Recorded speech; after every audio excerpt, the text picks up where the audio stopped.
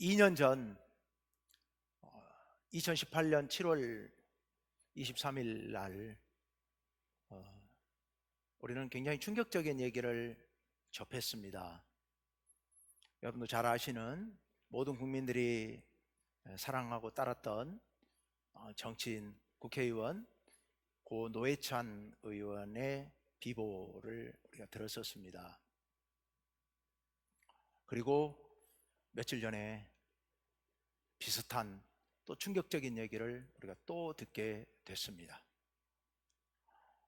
굉장히 참 충격적인 이야기이죠. 그동안에 큰 과오 없었고요. 정말 성실한 모습으로 최선을 다해서 일해왔던 분들이라는 걸 우리는 잘 알고 있습니다. 그들에게 사심이 있었는지 없었는지 모르겠지만 겉으로 드러난 모습으로는 정말 좋은 지도자들이다 라는 생각들을 하고 있었는데 갑작스럽게 또 이런 일을 당했습니다. 고 노회찬 의원 같은 경우에는 불법 정치자금 수수 문제가 됐었죠. 그걸 합법적으로 처리했더라면 아무 문제가 없는데 작은 실수로 합법 처리가 안 해놓은 통에 문제가 됐던 거고, 이번에 박원순 씨 같은 경우에는 무슨 문제인지 우리가 확인할 길이 없기 때문에 그것을 우리는 섣불리 판단해서도 안 되고 거기에 대해서는 우리가 더 이상 생각할 필요가 없는 것 같습니다.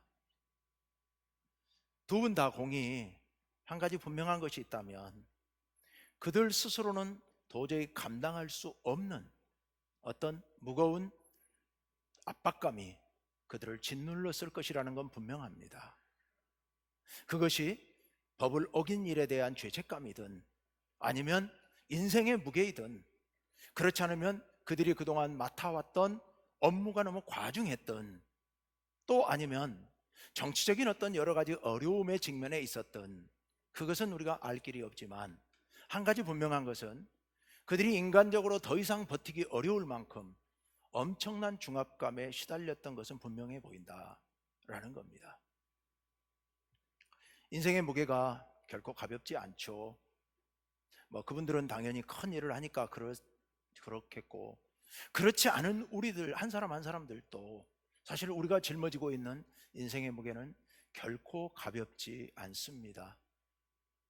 우리는 때로 그런 인생의 무게로 인하여서 내가 짊어지고 있는 내 인생의 무게와 또 우리 가족의 모든 짐들과 우리 공동체의 무거운 짐들을 우리가 지고 살아가면서 힘들어서 비틀거리기도 하고 때로는 쓰러지기도 합니다.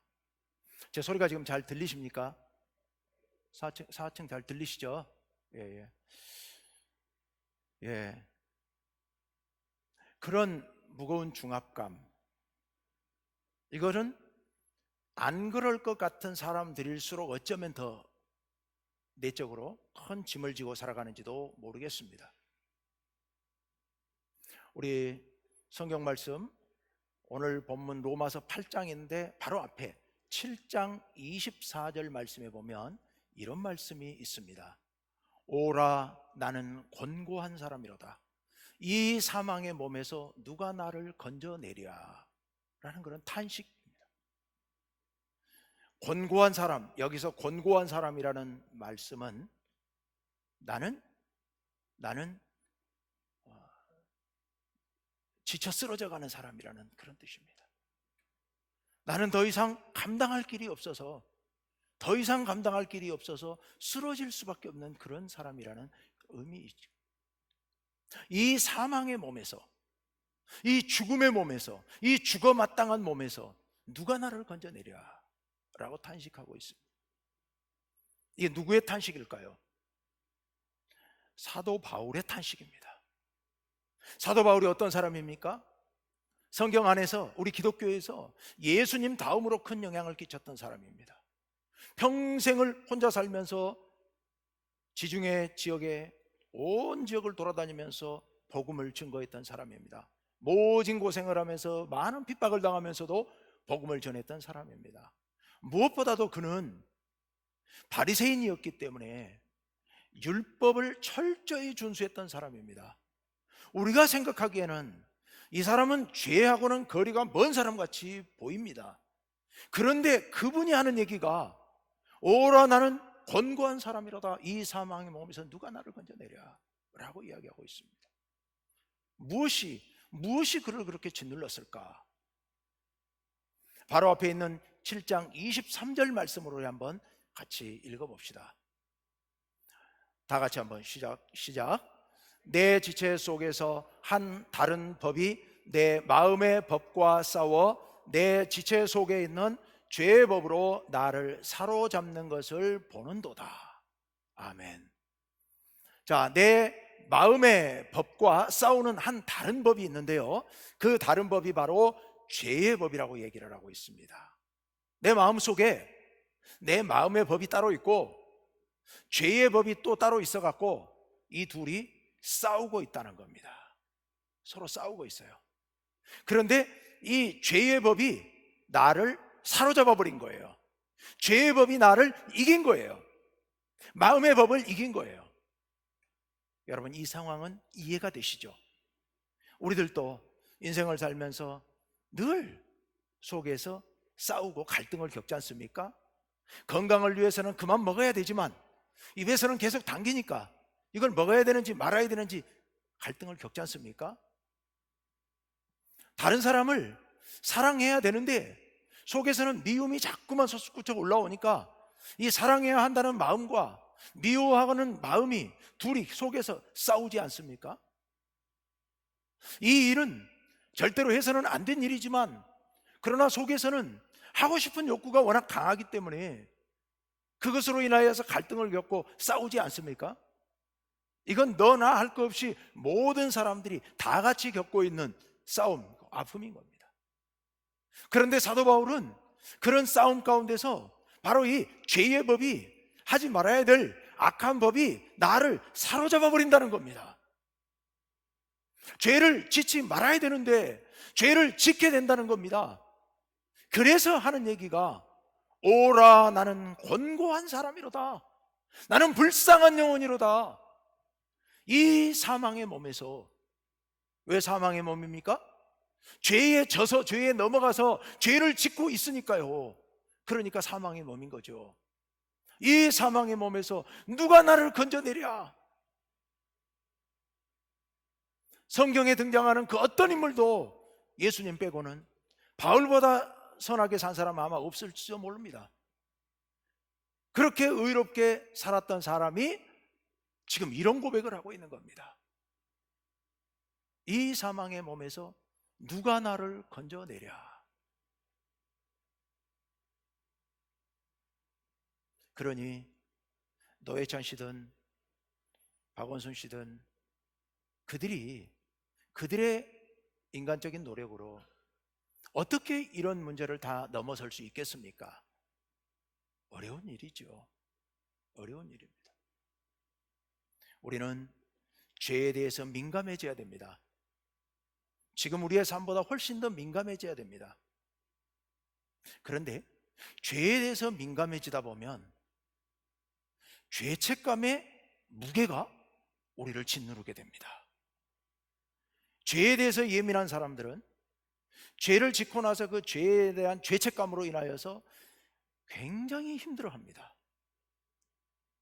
이게 어쩌면 지금 제가 예를 들고 있는 세 사람의 예인지도 모르겠습니다. 우리들도 마찬가지죠. 사도 바울 같은 경우에는 유독 죄에 민감했던 사람이에요. 왜냐하면 그는 아까 말씀드린 대로 바리새파 출신이거든요. 유대인들이 유독 하나님의 율법을 정교하게 만들고 그 율법을 지키기 위해서 발버둥을 쳤던 사람들이기 때문에 그 율법에 어긋나는 행동을 했을 때 그들은 굉장히 예민했고 그로 인하여서 무거운 죄책감에 시달렸던 겁니다. 바울이 바로 그런 상황이었습니다. 죄책감의 노예가 되어서, 죄의 노예가 되어서 압박을 당하고 있는 겁니다. 짓눌리고 있는 겁니다. 생명을 끊을 만큼이나 그렇게 무거운 죄책감으로 시달리고 있는 겁니다. 그런데요, 하나님께서는 우리가 그것이 무엇이든 뭔가에 짓눌리고 노예가 되고 종이 되고 압박당하는 것을 원치 않으십니다. 하나님께서 원하시는 것은 우리 모든 인간이 자유롭게 살아가는 것, 이것이 하나님께서 원하시는 일입니다. 그 누구도 종이 되거나 노예가 되거나 억눌리는 것을 원치 않으십니다. 그래서 오늘 이사야서 55장 10절 11절 말씀에 이렇게 말씀하시죠. 우선 10절 상반절 말씀을 한번 보실까요? 이는 비와 눈이 하늘로부터 내려서 그리로 돌아가지 아니하고 땅을 적셔서 소출이 나게 하며. 네. 하나의 비유를 들고 있습니다. 비와 눈이 하늘에서부터 내립니다. 근데 그 비와 눈이 내린 게 다 목적이 있는 거라는 거죠. 어떤 목적이냐? 식물에 내려져서 식물을 적셔서 식물들이 거기서 수분을 얻고 힘을 얻고 자라서 열매를 맺도록 하는 것이라는 겁니다. 하나님께서 하늘에서 내려주신 비가 그 목적을 달성하지 않고 그대로 하나님께로 다시 돌아가 버리는 법은 없다라고 말씀하시고 있습니다. 그 다음 보여주세요. 싹이 나게 하고 파종하는 자에게는 종자를 주며 먹는 자에게는 양식을 줌과 같이, 다시 말씀드립니다. 헛된 비는 없다. 하나님께서 비를 내리셨다면 그 비가 반드시 하나님께서 내리신 목적에 맞게 식물을 자라게 하고 열매를 맺고 한 다음에 갈 곳으로 간다. 그와 같이 11절 내 입에서 나가는 말도 뭡니까? 하나님의 말씀이에요. 하나님의 말씀도 이와 같이 헛되이 내게로 돌아오지 아니하고 한 말씀도 땅에 떨어지지 아니하고 헛되게 하나님께로 돌아가지 아니하고 나의 기뻐하는 뜻을 이루며 내가 보낸 일에 형통함이니라. 하나님의 말씀이 반드시 이루어진다는 뜻입니다. 하나님의 뜻이 이루어져요. 그런데 여기서 말씀하는 이 뜻이 무엇일까? 여기서 말씀하는 하나님의 뜻이 무엇일까요? 하나님이 기뻐하시는 뜻, 이사야 40장부터 55장 13절까지 해서 끝나거든요. 여기까지가 우리가 제2 이사야라고 말하는데요, 제2 이사야 선지자는 대략 한 550년, 주전 550년경에 바벨론 포로지에서 활동했던 선지자입니다. 그런데 제2 이사야 40장에서부터 55장 사이에 하는 말씀, 이사야 선지자를 통해서 전파하는 말씀의 핵심은 내가 바벨론의 포로로 붙들려와 있는 너희를 해방시켜서 돌아가게 하시겠다라는 말씀입니다. 너희를 해방시키겠다. 이게 제2 이사야 말씀의 중심입니다. 여기서 하나님이 나의 기뻐하시는 뜻을 이루며 라고 말씀하신 것은 바로 그 일을 이루시겠다는 겁니다. 바벨론의 포로로 끌려와 있는 이스라엘 백성들을 해방시키시겠다라는 말씀이죠. 그 일을 이루시겠다고요. 자, 이제 12절 말씀을 보십시오. 12절 너희는 기쁨으로 나아가며 평안히 인도함을 받을 것이요. 기쁨으로 나아간다. 어디로요? 바벨론 포로지에서 예루살렘을 향하여서 너희가 기쁨으로 가게 될 것이다라는 그런 뜻입니다. 한마디로 말씀드리면 해방, 바벨론 포로에서 해방, 너희는 기쁨으로 해방될 것이다. 그리고 평안히 인도함을 받을 것이다. 어디까지? 예루살렘까지, 유대 땅까지 평안히 인도함을 받을 것이다. 그래서 그 기쁨을 가지고 너희가 기뻐할 뿐만 아니라 온 세상이 기뻐하는데요, 그 다음 12절 하반절 산들과 언덕들이 너희 앞에서 노래를 바라고 온 자연이 노래를 바라고 들의 모든 나무가 손뼉을 칠 것이며, 그 다음 잣나무는 가시나무를 대신하여 나며 화석류는 찔레를 대신하여 날 것이라. 무슨 말씀이냐 하면은 산에 들에 나쁜 나무들은 다 없어지고 좋은 나무가 자라게 될 것이다. 기뻐하게 될 것이다. 회복하게 될 것이다 라는 뜻입니다. 이렇게 해서 제2 이사야가 끝나게 되는데요, 한마디로 압축해서 말씀드리자면 내가 이제껏 너희들에게 약속한 대로 그동안에 바벨론에서 60년 가까운 포로 생활을 하고 있는데 내가 너희를 해방시켜서 예루살렘으로 나가게 할 것이고 온 세상이 기뻐하면서 그 일을 하게 할 것이다 라고 말씀하십니다. 여러분, 이 약속이 이루어졌을까요? 그로부터 얼마 지나지 않아서 놀라운 방법으로, 상상도 못했던 기적적인 방법으로 유다가 바벨론 포로에서 해방됩니다. BC 538년에 메디아와 페르시아의 연합군에 의해서, 메데바사 연합군에 의해서, 고레스에 의해서 아주 짧은 시간 동안에, 거의 한 달 정도도 안 되는 시간에 바벨론이 한순간 무너져 버립니다. 페르시아의 공격을 받고 사막 지방으로 잠시 도망을 쳤지만 견디지 못하고 며칠 만에 항복합니다. 그리고서 역사의 무대에서 바빌론은 완전히 사라져버리고 말죠. 그리고 나서 페르시아의 고레스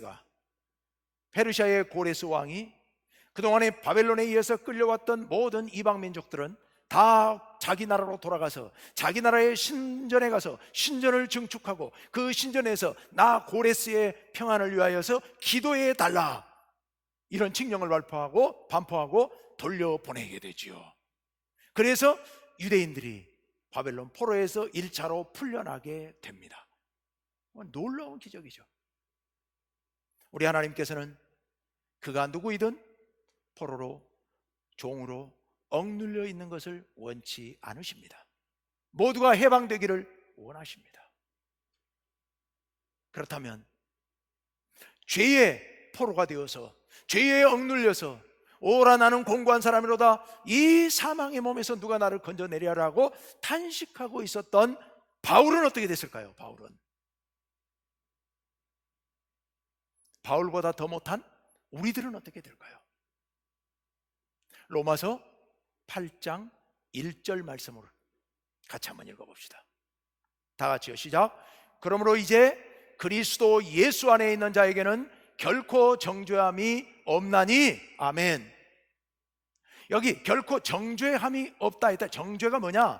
또 뒤에 있다 4절에 보면 죄로 정한다, 3절인가요? 죄로 정한다는 말씀이 나오는데 그건 무슨 뜻이냐? 유죄 판결을 얘기해요. 유죄 판결. 당신은 죄인이다, 당신이 유죄다 라고 판결하는 것을 얘기하는 겁니다. 그런데 뭐라고요? 그러므로 그리스도 예수 안에 있는 자에게는 결코 유죄 판결 없다는 얘기입니다. 죄가 아니라는 거예요. 죄인 아니라는 거예요. 누구에게요? 그리스도 예수 안에 있는 자에게, 그리스도 예수 안에 있는 자에게는 결코 정죄함이 없다고요. 2절 말씀 보여주세요. 이는 그리스도 예수 안에 있는 무슨 법이요? 생명의 성령의 법이 무슨 법을? 죄와 사망의 법에서 너를 해방하였습니다. 아멘. 지금 죄와 사망의 법에 억눌려 있는 사도 바울, 그를 통해서 하나님께서 주시는 말씀입니다. 너를 해방하였다. 뭐에서요? 죄와 사망의 법에서 너를 해방하였다. 어떤 자에게? 그리스도 예수 안에 있는 자에게. 그리스도 예수 안에서 무엇이요? 생명의 성령의 법이요. 이 말은 다른 말로 바꾸면 무슨 의미냐면 생명을 주는 성령의 법이라는 뜻입니다. 그래, 다시 말씀드려서 성령께서 행하시는데요, 그 법은 우리에게 생명을 주는 법이라는 말씀이죠. 그래서 그 다음에 나와 있는 죄와 사망의 법의 반대 개념입니다. 죄와 사망의 법이 있다면 그 반대 개념이 생명의 법이에요. 그런데 이 생명의 법은 누가 준다고요? 성령이 주시는 법이에요. 그래서 이것을 생명의 성령의 법이라고 표현한 겁니다. 누구에게 생명의 성령의 법, 즉 성령께서 주시는 생명의 법이 우리를 해방시킨다고요? 그리스도 예수 안에 있는 자에게요. 여러분, 예수 안에 계십니까? 여러분이 만약 예수님 안에 계시다면 여러분에게는 지금 생명의 법인 성령의 법이 여러분을 다스리고 있는 줄로 믿습니다. 그 법이 여러분을 죄와 사망에서 해방시키십니다. 모든 사람들이 죄의 중압감에서 죄의 노예가 되어서 죄의 종이 되어서 신음하고 있을 때 하나님께서 우리를 해방시키시는데요, 구체적으로 하나님께서 어떻게 해방시키시느냐, 3절 말씀 봅시다. 율법이 육신으로 말미암아 연약하여 할 수 없는 그것을 하나님은 하시나니. 글씨가 너무 작아 잘 안 보이시죠? 제가 구체적으로 말씀을 잠깐 좀 드리겠습니다. 하나님께서 우리 인간들에게 최초의 율법을 주셨습니다. 율법을 주신 목적, 율법대로 하나님의 뜻을 따라 의롭게 살라고요. 자, 그렇게 살았을까요? 그렇게 살까요? 실패. 왜? 바울도 실패했어요. 바울이 고백하고 있잖아요. 육신이 연약해서 실패. 그래서 이렇게 말씀하고 있는 겁니다. 8장 3절에 율법이 육신으로 말미암아 연약하여, 이 말은 육신이 연약해서 율법을 행할 수가 없다는 뜻입니다. 그래서 율법이 육신으로 말미암아 연약하여 할 수 없는 그것을 누가 하셔요? 하나님은 하시나니. 하나님께서 하셨습니다. 하나님께서 어떻게 우리를, 율법을 행해서 의롭게 돼야 될 우리를, 율법을 벗어나서 율법을 뛰어넘어서 하나님께서 하셨어요. 뭘 하셨다고요? 우리를 의롭게 하셨어요. 우리를 어떻게 의롭게 하신 겁니까? 4절로 가봅시다. 3절 끝에 하시리니 곧 죄로 말미암아 자기 아들을 죄 있는 육신의 모양으로 보내어 육신의 죄를 정하사. 여기서 끝에 죄를 정하사, 죄의 판결, 유죄 판결. 누구에게? 여기 3절은 전적으로 예수님께 대하여 합니다. 예수님은 죄가 없으신 분이에요. 그런데 죄 없으신 예수님을 우리 인간의 육신을 입고 이 땅에 오게 하셨어요. 그래 놓고 그 예수님께 유죄 판결을 내리신 거예요. 죄가 없는데 어떻게 예수님께서 유죄 판결을 받으셔야 됩니까? 우리의 죄를 예수님께 대신 지운 겁니다. 그래서 예수님을 죄로 정하셨어요. 예수님의 육신의 죄를 죄로 정하셨어요. 그래서 어떻게 되셨습니까? 그래서 우리의 죄를 짊어지고 유죄 판결 받으신 예수님께서 저 십자가에 달려서 돌아가신 겁니다. 우리를 대신해서요. 그래서 어떻게 된 겁니까? 그래서 우리가 죄로부터 자유함을 누리고 성령께서 주시는 생명의 법에 의해서 참 생명을 누리게 된 겁니다. 4절 봅시다. 4절 말씀, 육신을 따르지 않고 그 영을 따라 행하는 우리에게 율법의 요구가 이루어지게 하려 하심이니라. 율법의 요구가 뭔데요? 우리를 의롭게 하는 거예요. 우리가 율법을 행함으로써 의인이라 칭함을 받게 만드는 거예요. 근데 그 일이 이루어지게 하시는 거예요. 어떻게? 자, 우리가 예수님 믿죠? 그렇지만 예수 믿지만 늘 우리 속에 고민이 많지 않습니까? 아픔이 많지 않습니까? 어떤 아픔이냐? 오늘 또 예배드리면서 예배 시작 서두에 참회의 기도를 드렸지 않습니까? 우리는 예수님의 보혈의 공로로 구원받고 예수님의 자녀, 하나님의 자녀가 되었음에도 불구하고 죄를 완전히 버리지 못하고 끊임없이 실수하고 끊임없이 죄 지으면서 그렇게 살아가고 있습니다. 바울의 고백이 남의 고백이 아니고 바로 우리의 고백이죠. 오라, 나는 공고한 사람이로다. 이 사망의 몸, 이 죄의 몸에서 누가 나를 건져내려 하는 탄식이 바로 우리의 탄식인 거죠. 우리가 죄의 노예가 되어 있고 우리가 죄의 종이 되어 있습니다. 구원받았는데도 불구하고요. 어떻게 해결해야 되는 겁니까? 우리에게는 여전히 육신의 법이, 죄의 욕망이 우리를 사로잡고 있는 겁니다. 미워하지 말아야 되는데도 불구하고 끊임없이 미워하고 있습니다. 내 욕심대로 행하지 말아야 됨에도 불구하고 끊임없이 내 욕심을 막을 길이 없습니다. 누를 길이 없습니다.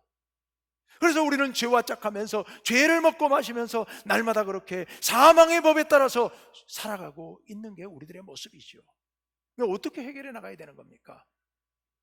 바로 4절에서 그 답을 분명하게 제시해주고 있습니다. 4절에 무슨 말씀입니까? 육신을 따르지 않고, 우리가 육신의 욕망, 죄의 욕망, 우리 속에서 끊임없이 솟구쳐 오르는 인간의 본능, 이 욕망을 따르지 않고 그 다음 뭘 따르라고요? 그 영을 따라 행하는 이 영이 무슨 영입니까? 성령이시죠. 우리 안에 내주하시는 성령님. 아까 우리 어린이 설교에서 말씀드렸습니다마는 우리 안에 내주하시는 성령님께서 우리를 다스리실 때, 우리가 그 성령님의 인도하심을 따를 때 우리가 비로소 죄의 법, 사망의 법, 육신의 법에 따르지 아니하고 생명의 법을 따르게 될 줄로 믿습니다. 하나님께서는 우리 모두가 우리 안에 내주하시는 성령의 인도하심을 따라 살아서 죄로부터, 죄책감의 억압으로부터 자유케 되기를 원하십니다. 모두가 해방되기를 원하십니다. 그래서 우리 모두가 해방을 선포하기를 원하십니다. 성도님 여러분, 성령의 인도하심을 따라 삽시다. 우리 안에 성령께서 역사하십니다. 우리가 성령을 소멸하지 말고 우리의 인간적인 욕망을 누르고 성령께서 우리를 인도해 주시기를 늘 기도합시다. 성령의 소리에 예민해집시다. 예민하게 성령의 목소리를 따르다 보면 우리가 죄의 욕망, 육신의 욕망, 탐욕스러운 우리의 욕망을 이겨내고 그리고 참 자유를 누리게 될 줄로 믿습니다. 그런 의미에서 우리 오늘 자유를 선포합시다. 로마서 8장 1, 2절 말씀을 우리 다 같이 합독하면서 우리 함께 자유를 선포합시다. 글씨가 너무 작아 잘 안 보일 것 같은데 절 따라서 해야 되겠네요. 따라서 합시다. 그러므로 이제 그리스도 예수 안에 있는 자에게는 결코 정죄함이 없나니 이는 그리스도 예수 안에 있는 생명의 성령의 법이 죄와 사망의 법에서 나를 해방하였습니다. 아멘. 그리스도 예수 안에 있는 생명의 성령의 법이 우리를 해방하셨습니다. 그래서 우리는 결코 정죄함이 없는 사람들입니다. 성령을 따라 자유하게 살아가시는 우리 온 성도님들 되시기를 간절히 바랍니다. 기도합시다.